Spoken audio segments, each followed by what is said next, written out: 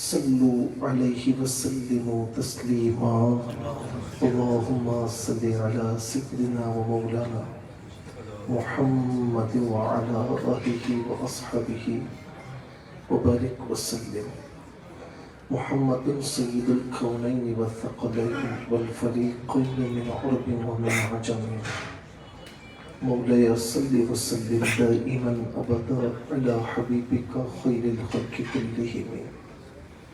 سرکار غوث اعظم نزل کرم خدا را، میرا خالی کاسا بھر دو، میں فقیر ہوں تمہارا.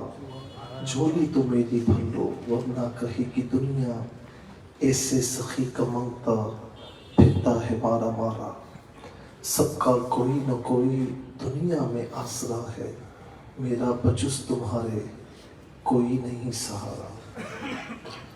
اللہ رب العالمین کی بارگاہ میں اس کی شان کے لائق حمد و ثنا، اس کے پیارے محبوب احمد مجتبی محمد مصطفیٰ صلی اللہ تعالی علیہ وآلہ وسلم کی جناب میں کروڑہا درود و سلام کے بعد یہاں پر تشریف فرما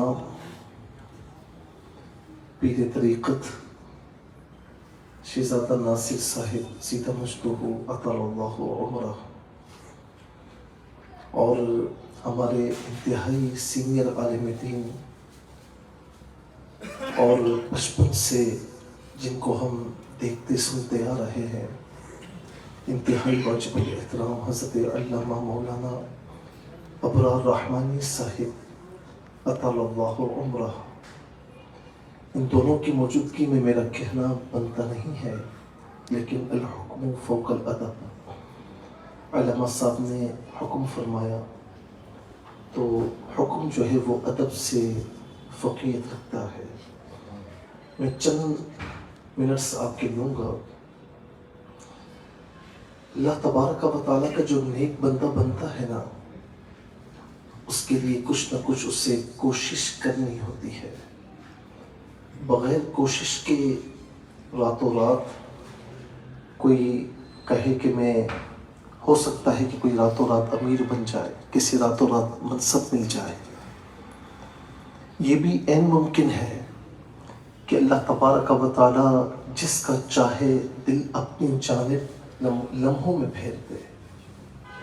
لیکن اگر قوانین کے حساب سے دیکھا جائے، یعنی یوں سمجھ لیجئے کہ آفیشل انداز میں دیکھا جائے، تو پھر کوشش کرنی ہوتی ہے. عربی میں مشہور مقولہ ہے کہ من جدہ وجدہ، جو کوشش کرتا ہے وہ پا جاتا ہے. اب پوری دنیا میں دیکھیں، جہاں جہاں آپ گئے ہوں گے، یا آپ پاکستان میں رہتے ہیں، کراچی میں رہتے ہیں، اب سارے کامیاب لوگوں کی فہرست اٹھا کر دیکھیں تو ہر کامیاب بندے کے پیچھے اسٹرگلز ہوتی ہیں، کوششیں ہوتی ہیں. کسی انتہائی کامیاب آدمی کو آپ پوچھیں کہ آپ اتنے کامیاب، اتنے بڑے منصب پر کیسے آئے، تو وہ پوری آپ کو کہانی سنائے گا کہ میں غریب آدمی تھا، میں نے اتنی کوشش کی، میں نے حلال کمائی کے لیے ریڑھی بھی لگائی، اور میں نے کسی ایسے مقام پر جا کر کہ جہاں ذلت کے ساتھ روزی ملتی ہو، تو میں نے حلال کے چکر میں یہ بھی نہیں دیکھا. میں دن رات کام کرتا تھا، اوور ٹائم لگاتا تھا. آج اللہ رب العالمین نے مجھے یہ منصب عطا فرمایا. تو جو میں یہ بات کر رہا تھا کہ بعض اوقات اللہ رب العالمین کسی کا دل پھیر دے، وہ لمحوں میں اسے اپنا بنا لے. یہ عام طور پر نہیں ہوتا، بعض اوقات ہو جاتا ہے. جسے بشر حافی رحمت اللہ تعالی علیہ جب اس لائن میں، اس فیلڈ میں نہیں آئے تھے، تو کیا ہوا کہ شراب کے نشے میں ہے. کہیں جاتے جاتے ایسے ہی نگاہ پڑ گئی تو زمین پر اللہ کا نام لکھا ہوا دیکھا. شرم محسوس ہوئی. اسے اٹھایا، اسے آنکھوں سے لگایا، اسے چوما، اسے صاف کر کے معطر کیا اور اسے مقدس مقام پر رکھا، باادب مقام پر رکھا۔ بظاہر یہ چھوٹا سا عمل ہے، لیکن یاد رکھنا کہ اللہ تعالیٰ کی بارگاہ میں کوئی چھوٹی سی نیکی بھی ہو اسے چھوڑنا مت۔ اس اصول کو یاد رکھنا۔ بندہ بعض اوقات چھوٹی سی نیکی سمجھ کر چھوڑ دیتا ہے، لیکن اگر اس چھوٹی سی نیکی کو کر لیتا تو کیا معلوم کہ اللہ تبارک و تعالیٰ اس چھوٹی سی نیکی کو اس کے لیے ذریعہ بخشش اور مغفرت بنا دیتا۔ ان اللہ علی کل شیء قدیر، وہ ہر شے پر قادر ہے۔ اور اس اصول کو بھی یاد رکھنا کہ چھوٹا سا گناہ چھوٹا سمجھ کر کرنا مت، کہ بعض اوقات کوئی چھوٹا سا گناہ یار اس سے کیا ہوگا کر بیٹھتا ہے، اور نتیجتاً کیا ہوتا ہے کہ اللہ رب العالمین اس چھوٹے سے گناہ کی وجہ سے اس سے ناراض ہو جاتا ہے۔ گناہ صغیرہ گناہ کبیرہ کو دیکھا جائے تو ایک تو تعریف یہ ہوتی ہے کہ جن کی وعیدات قرآن و سنت میں انہیں گناہ کبیرہ کہتے ہیں، لیکن ایک گناہ کبیرہ وہ بھی ہوتا ہے کہ چھوٹے چھوٹے گناہوں کو تواتر کے ساتھ کیا جائے۔ گناہ صغیرہ پر اصرار کرنا بھی گناہ کبیرہ بن جاتا ہے۔ تو اس اصول کو یاد رکھیے، یعنی چھوٹی سی نیکی یہ چھوڑ کے ہم بڑی نیکی کریں گے، ایسا کبھی نہ کرنا۔ یہ چھوٹا سا گناہ ہے آج کر لیتے ہیں، بڑے گناہوں سے تمہیں بچا ہوا ہونا، ایسا کبھی نہ کرنا۔ تو بشر حافی رحمت اللہ تعالی علیہ نے بظاہر ایک چھوٹا سا عمل کیا۔ اس دور کے اللہ تعالیٰ کے ولی کامل کو خواب میں الہام ہوا کہ جاؤ بشر حافی سے کہو کہ اس نے ہمارے نام کو اٹھایا، اس کا احترام کیا، اس سے معطر کیا، اس سے باادب مقام پر رکھا، اس سے جا کر کہو کہ ہم نے اس کے دل کو پاکیزگی عطا فرما دی۔ اللہ اکبر۔ اور جب وہ اللہ کے ولی انہیں وہ خواب سنانے کے لیے آئے، خوشخبری سنانے کے لیے آئے، تو اس وقت بھی بشر حافی شراب خانے میں تھے۔ جب کہا کہ اس سے بلاؤ، اور دل میں سوچ رہے ہیں کہ یہ کون شخص ہے جو شراب خانے میں ہے اور اس کے بارے میں خواب میں الہام دیا جا رہا ہے کہ جا کر اسے خوشخبری سنا دو۔ اب آپ دیکھیں کہ ہوا کیا کہ جب وہ باہر آئے اور اس اللہ کے ولی کامل رحمت اللہ تعالی علیہ نے خوشخبری سنائی، بس وہ وقت تھا کہ بشر حافی سے دنیاوی نشہ دور ہو گیا اور اللہ تبارک و تعالی کی محبت کے نشے میں غرق ہو گیا۔ اور پھر یہ مقام ملا کہ حافی کہتے ہیں پیدل چلنے والا۔ یہ مقام ملا کہ اپنے گھر سے مسجد یا کہیں پر جاتے ہیں، وہاں سے واپس آتے تو جانوروں کو بھی ان کے آنے جانے کا راستہ معلوم تھا۔ اس راستے پر لید نہیں کرتے تھے، گندگی نہیں کرتے تھے۔ پھر ایک مرتبہ کسی جانور کو کسی نے گندگی کرتے ہوئے دیکھا تو اس نے کہا کہ لگتا ہے کہ بشر حافی دنیا سے رخصت ہو گیا ہے۔ جب معلوم کیا تو واقعی وہ رخصت ہو چکے تھے۔ اور رہی یہ بات کہ کوشش کرنا، بغیر کوشش کی کوئی چیز نہیں ملتی، تو بغیر کوشش کے اللہ رب العالمین کا قرب کیسے ملے گا؟ آج ہم شیخ عبد القادر جیلانی رحمت اللہ تعالی علیہ، جنہیں زمانہ غوث اعظم کہتا ہے رضی اللہ تعالی، ان کی تعلیمات ہم سنتے بھی ہیں، ان کی کرامات، ان کے فضائل سنتے بھی ہیں، لیکن کبھی اس بات پر غور کیا ہے کہ کبھی انہوں نے زبان سے جھوٹ نہیں بولا، کبھی امانتوں میں خیانتیں نہیں فرمائی، اور سچ کے علم بردار رہے، عادل اور منصف بن کر رہے؟ کبھی یہ سوچا آپ نے ان کی سیرت طیبہ سنتے سناتے کہ 40 سال انہوں نے اس حال میں گزارے؟ 40 سال، 1 سال 2 سال نہیں، 10 سال نہیں، 40 سال۔ یہ کہنا بہت آسان ہے، میں زبان سے کہہ دوں کہ 40 سال اس حال میں گزارے، لیکن کر کے دکھانا بہت مشکل ہے۔ 40 سال اس حال میں گزارے کہ عشاء کے وضو سے فجر کی نماز با جماعت ادا فرماتے ہیں.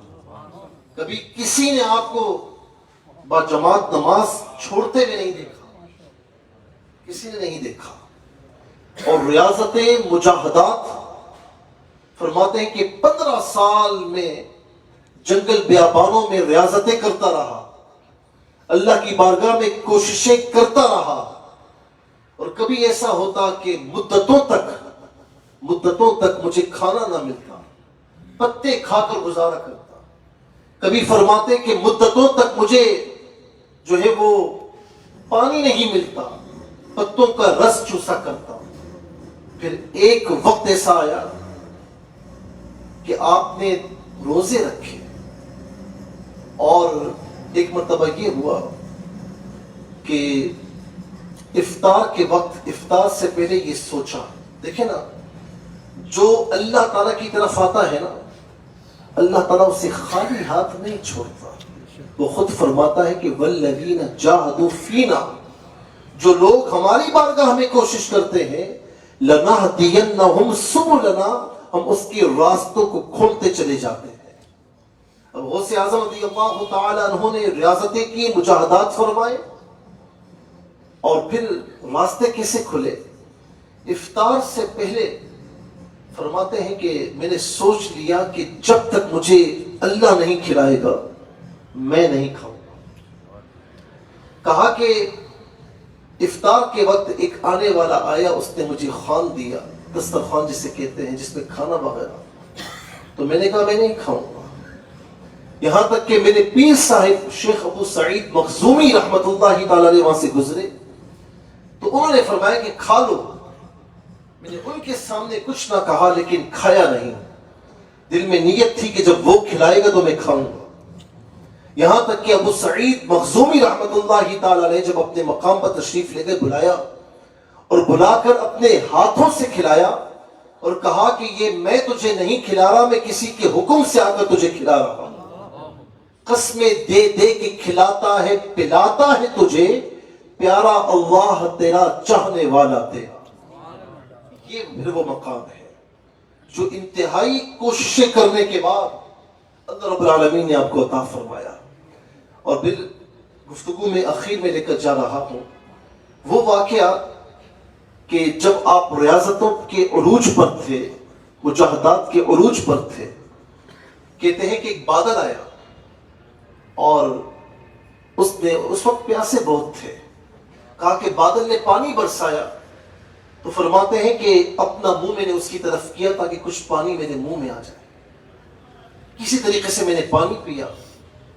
پھر اس کے بعد یکایک وہ بادل ایک نور میں تبدیل ہوا اور کہا کہ مجھ پر ہیبت طاری ہو گئی، اور اس میں سے آواز آئی کہ عبد القادر میں تیرا رب ہوں. یہ سنیے گا، میں تیرا رب ہوں اور تیری عبادت سے اتنا خوش ہوا کہ آج سے تیری نمازیں معاف ہیں. اگر آج کل کا کوئی بندہ ہوتا کیا کرتا؟ وہ غوث اعظم تھے نا، فرماتے ہیں کہ میں نے سوچا کہ نماز نبیوں نے اپنے اوپر معاف نہیں کی. ہمارے نبی نے ہمیشہ نماز کے تہجدیں پڑھی ہیں، یہ نماز کیسے معاف ہو سکتی ہے؟ کہا کہ دل نے کہا کہ یہ شیطان ہے. جب لا حول ولا قوت الا باللہ العلی العظیم پڑھا تو کہا کہ شیطان اپنی اصلی صورت میں میرے سامنے آیا اور مجھ سے کہنے لگا کہ عبد القادر اس نہج پر، یعنی اولیاء اللہ جب ریاضت مجاہدات کرتے کرتے یہاں تک پہنچتے ہیں تو اس مقام پر میں نے 70 اولیاء کو راستے سے ہٹایا، گمراہ کیا ہے.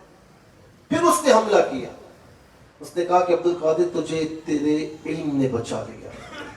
فرمایا نا، تو ابھی بھی مجھے بہکا رہا ہے، مجھے میرے علم نے نہیں، مجھے میرے رب تعالیٰ کے فضل و کرم نے بچا لیا.